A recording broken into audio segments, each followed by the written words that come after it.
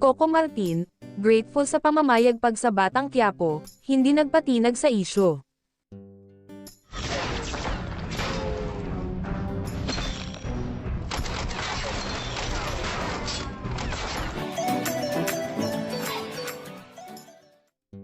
Taos-puso ang pasasalamat ni Primetime King Coco Martin sa patuloy na paghahari ng Batang Quiapo sa puso ng mga Pilipino kasabay ng pagdiriwang nito ng mas maaksyon na ikatlong anibersaryo.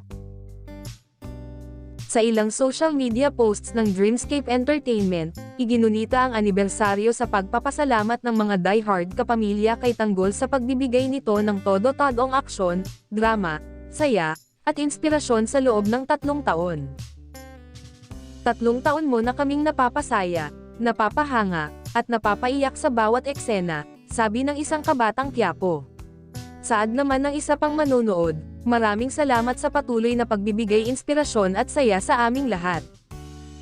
Magmula noong unang episode ng serye, gabi-gabing sinamahan ng mga Pilipino si Tanggol sa kanyang mga maaaksyong laban at pagsubok sa buhay na mayroong mga mahahalagang aral na kinapupulutan din ng mga manonood.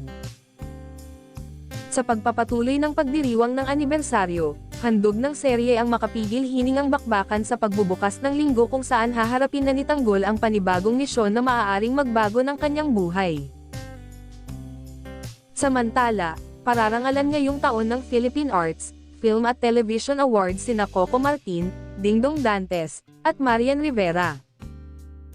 Ilan lamang ang mga nabanggit na celebrities sa mga bibigyan ng pagkilala ng PAFTA mula sa larangan ng telebisyon at pelikula.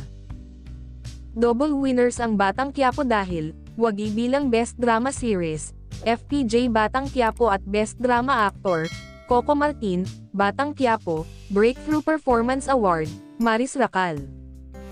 Magaganap ang kanilang unang awards night sa February 21 sa Centennial Hall ng Manila Hotel, 7 p.m. sa pangunguna ng PAFTA Chairman of the Board na si Dr. Billy James Hoy.